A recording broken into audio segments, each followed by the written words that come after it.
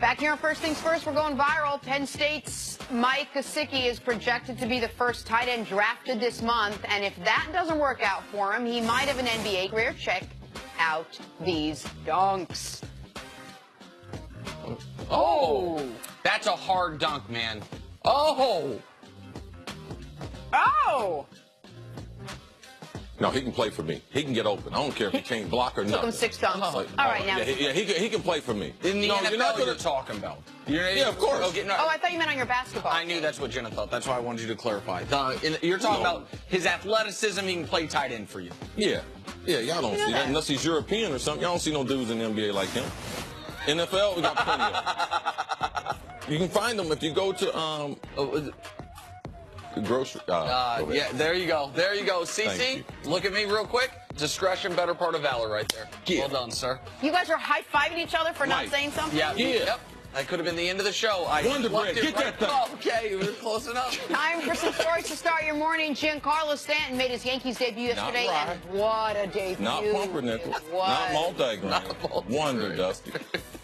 First at-bat, home run. That's not coming back. Stanton finished 3 for 5, 2 home runs, 4 RBI.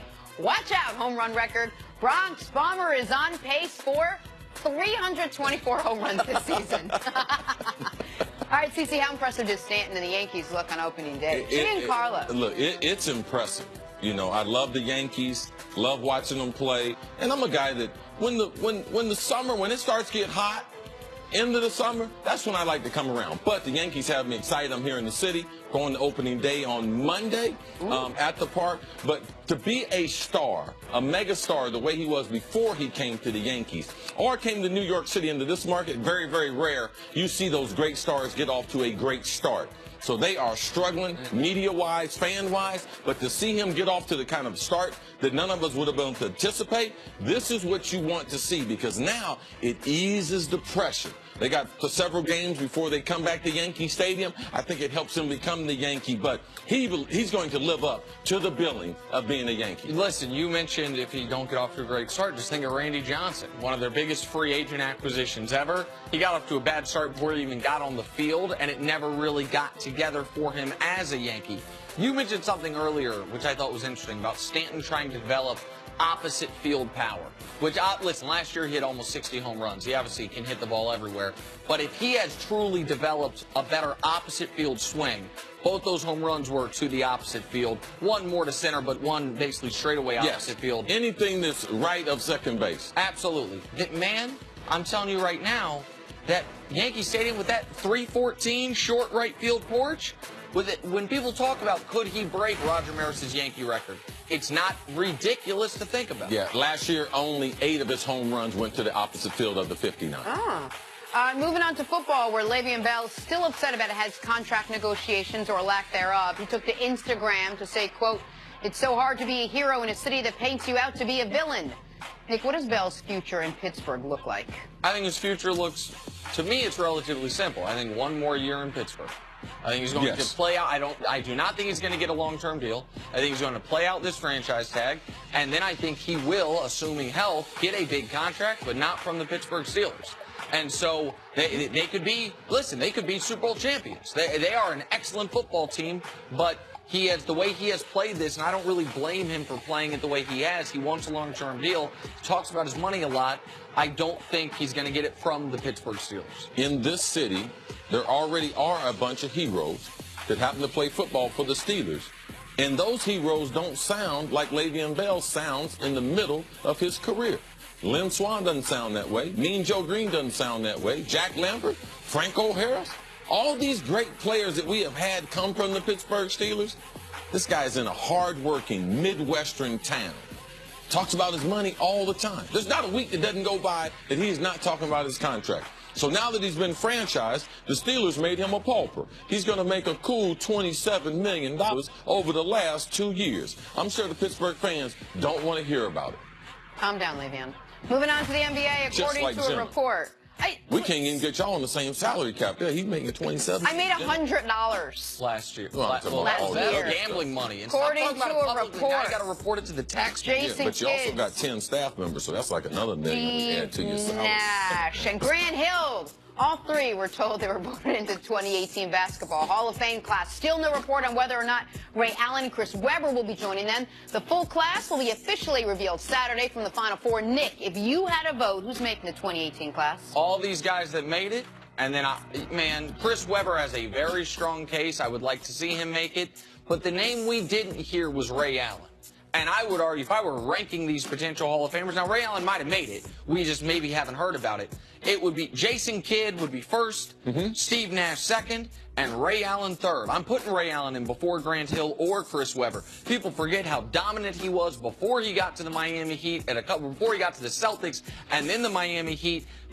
Huge part of 2 championships. Like, he's a no doubt Hall of Famer to me. So hopefully it's just that his name hasn't been released yet. Yeah, both of them. If you look at not only their influence on the pro game, but the influence on the college game, all that to be taken into part when you're in the basketball Hall of Fame compared to the Pro Football Hall of Fame. So I'd like to see both of their names called. Steve Nash, though, I saw him, Jenna. You'll like this. He was at Barry's boot camp taking a class after me, getting ready for. He's trying to get fitted for his suit. Yeah, said he need to shed just a little bit of. Let him come work out with me. No, okay. Why you always got to take that extra level? He's got Barry. Literally just made one comment. Yeah, but everyone don't want to do your workout regimen. First of all, everyone doesn't want to do my workout. Okay, if you want to get specific and petty, let's get specific and petty. No. Way to correct him. It's going both ways. Finally, the Thunder fell to the Spurs last night. Russell Westbrook had what we in the business call an off night. 0 for 4 from three-point land. Airballed 2 crucial shots down the stretch. Chris Carter, how worried are you about the Thunder at this point? I'm not worried about Russ. I'm not worried about Paul George. Not worried about a bunch of stuff in OKC. That Syracuse guy, I'm worried about him, though. Oh, boy. Oh, man, I'm worried about. He's run out of gas. He doesn't have any legs. They have a problem rebounding the ball. Now, it's easy to focus on West at the end of the game. But I'm concerned that if they're going to move forward, if they're going to have a chance to advance, man, Carmelo's got to play better basketball. And I think he's done as an elite player. And I believe he's going to get exposed in the playoffs because he can't get the type of space to get his jump shot. And it's hard for him and some other great players. It's hard for them to be complementary players. It's hard for him to find his way with Paul George and Russ. So I'm concerned about Melo and his ability to play at an elite level and to be able to do that for a month or so standpoint in the playoffs. I don't think that's going to happen. I do not hold Melo to the standard I hold Russ to. Period, point blank. That Melo at this point in his career, in year 15, is a tertiary player at best. He didn't think that. He thought he was a primary or secondary player, but he is not. Like right now, would you rather be given tertiary? Can you help me? A third tier. Yeah, primary, first tier, secondary. I know there's people watching you on the show. They might know, but there's people who I know. They don't know, and they appreciate me making. Nick, do you want to know what my people think? No. Listen, Jenna's not talking enough. I'm not going to focus on Melo. I am going to focus on Russ, one of my 5 favorite basketball players ever. Man, he has got to have more awareness at the end of these games. He's had it all year, though, for the most part. Not on his three-point shooting, CC. Not on the fact that he is back to being a sub-30% three-point shooter and just keep shooting them. I know that last year he had a good three-point shooting year by his standards. But you can't take those shots. Our score bug is covering it up. These are the critical moments of the game. Like, that is one of the worst shots you're ever going to see down 3 in that spot. Hasn't that been him, though? Isn't that him? You got to grow and evolve as a player. And you got to grow and evolve. You said a whole bunch there. Grow and evolve. Is Russ going to do? You always said, man, hard-hitting Russ, just playing hard. Man, I love it.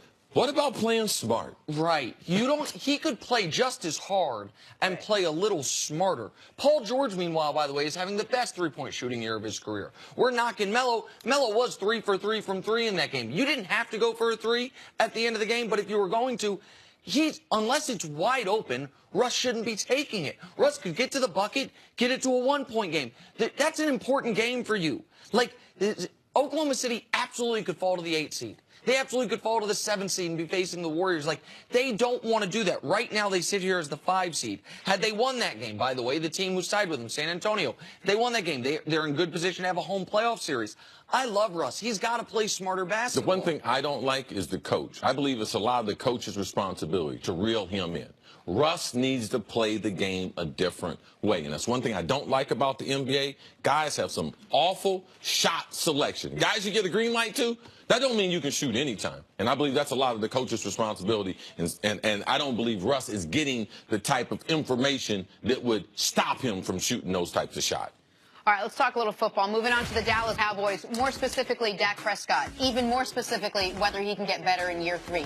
Even more specifically than that, if he can throw accurately and score more points and win games. That's as far as I go. You all know the story. Year 1, pretty good. Year 2, not as good. 13 interceptions, struggling without Zeke for 6 games. Let's turn our eyes on year 3, where his coach admits he will have to be better. He's done a lot of good things, but he knows, we know, everybody knows he's got to get better. And one of the exciting things about him is that he has such a determination to get better every day. He's got a great spirit. He loves the game. He's going to work very hard at it. I think he has to work on the physical part. The fundamentals have to continue to be refined. So, CeCe, there's one thing to, just expect him to be better, but when the expectations go, it's not just him, it's this whole team. I mean, there's a lot of eyes on this team, and they're going to have a big turnover, and you get Zeke for all the games that you didn't have last year. What are reasonable expectations in year 3 for Dak? Reasonable expectations for him to get back closer to the player we saw in the first year, but that comes with a number of other things must happen. Jason Garrett's got to do a better job as a head coach and what they're going to put in front of Dak. People talk about, well, how can you help him out? They need more speed in the lineup. I believe right now, Jason Witten should only be a complementary player, someone rotating with someone. He can't play 60 plays a game because I would put more speed at the tight end, and I would try to get more big playability out of that offense. Like the guy we saw in the highlight, Gesicki from Penn State. I mean, helped him out. How are we going to help Dak? Dak is going to do what young players do, and you see no greater growth in NFL players than in year 2 and between year 2 and 3. That window right there, that's when you see them grow the absolute most. And then they come into their talent after that and go on to have a great career. But I believe Des Bryant will play a role in that. They have a new wide receiver coach there. They should have some new type of wrinkles to add to that great running attack. They should be better at play action, where you can fake the ball into the line of scrimmage, allow the quarterback to limit his reads as far as 1 or 2, and allow guys to get deep down the field. That and yards after the catch. I would have a couple jailbreak screens. Fake it to Zeke, throw the ball sideways, give the wide receivers a chance. These are things that the Dallas Cowboys don't do. So for me, yes, it's on Dak to grow, but I'm going to watch these other things. The coaching, from a head coaching standpoint, offensive coordinator, I want to watch the wide receiver because they said, obviously, this guy must be more disciplined than the other guys they've had before. So I like to share that responsibility throughout the organization. I want to focus on the coaching for a moment because I think they can steal a few things. Look at what Minnesota did. How were they a more than capable offense with a replacement quarterback in Case Keenum? Look at what Philadelphia did. How were they able to be ultimately a more than capable offense with a replacement quarterback in Nick Foles?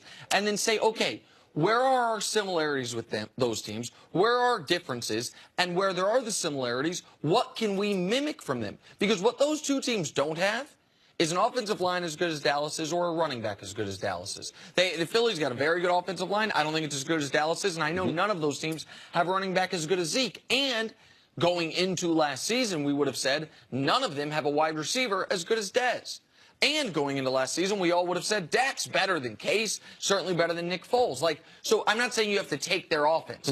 But no, it's a copycat league. You take little wrinkles that you see throughout the league, and you implement those into your program because they're successful, and you believe that guys on your team have similar skill set to what other guys are doing. Can I ask you guys a question? We talked so much about what an off year Dak had last year and how it wasn't on the trajectory or wherever he should be. Is it possible we're just criticizing him a little too much. He didn't have a star running back. He didn't really have a go-to wide receiver to throw the ball to. I feel like we placed a lot of this on Dak Prescott, rightfully so. No, it's Dak's fault. It ain't my fault. Right, it's Dak's fault. Thanks. And the reason why, awesome. the reason why, Jenna, he had a lot of their offense didn't run on schedule. You talked about that early during the season. What happens when the quarterback, and Coach Mangini talks about being a force multiplier. So when the offense is not on schedule, you have free runners in the backfield. He didn't make good decisions. When he got outside of the pocket, when he was throwing on the run, you know what we found out? He don't have great arm strength. He don't have great decision-making when he's under duress. Those aren't things that we could see in the first year. So, yes, I can understand. I would look back at it. There have been some guys. I've been very, very critical of Dez because I thought that he was going to be a superstar. So I took some of the responsibility for that. I'm not taking responsibility for Dak and the criticism of him because his decision-making was poor. And when Zeke went out of the lineup, they became a different football team, and that can't happen to your franchise I think Dak was happy with how he was discussed because he was discussed and dissected the way we do elite franchise quarterbacks. Coach Mangini and I disagree on a lot of stuff. One thing that he and I were in more agreement on than anybody on this network, I think maybe outside of Skip, was after year one, I think we all thought, or Coach Skip and I thought, man, Dak is a special player, one of those force multipliers. It's not just the running game. It's not just the offensive line. And then when you saw him regress to more, mid-round, young quarterback, going to have some ups and downs, that was disappointing to me. Maybe that is who he is going to be.